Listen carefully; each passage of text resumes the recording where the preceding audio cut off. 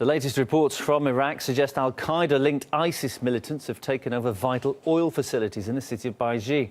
However, their final target is Baghdad, with the jihadists reportedly planning to create a new Islamist state within the ruins of the country. That's as Iraq is already falling apart, as RT's Gani Chechikan reports. Iraq is on the verge of erupting. ISIS is controlling a predominantly Sunni part of Iraq.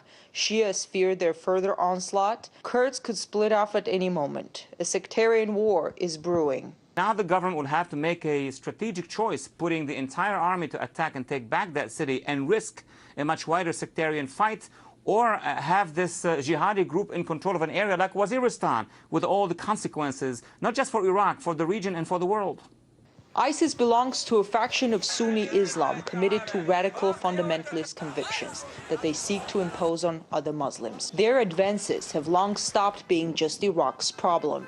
These darker green spots are where the population is predominantly Shiite.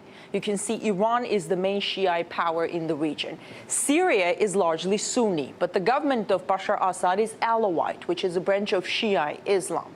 ISIS, being an extremist Sunni force, has managed to advance this far both in Syria and Iraq because of the support of Sunni communities on their way. Iran wants to help Iraq's Shia government repel the onslaught of ISIS, an initiative which Washington seemingly supports. But targeting Sunni areas, which ISIS controls, could create a backlash with other Sunni nations getting involved, like Saudi Arabia, which has already warned against foreign intervention.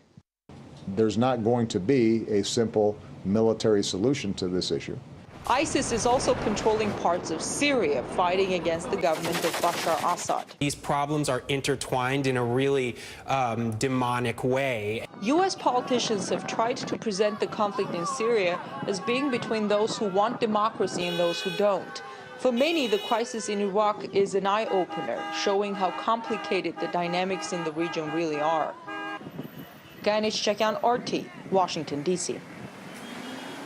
Well, the Kurds living in northeast Iraq are also fighting on their own battlefront. After ISIS launched its advance, Kurdish forces were able to push the Islamists out of the city of Kirkuk, taking control of a vital oil centre there.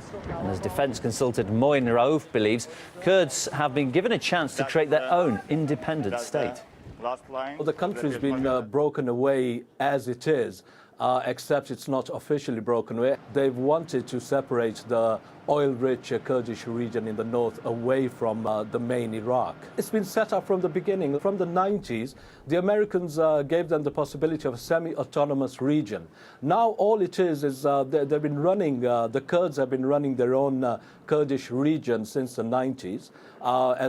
And now all they're going to do is break away from Iraq once and for all, and declare independence.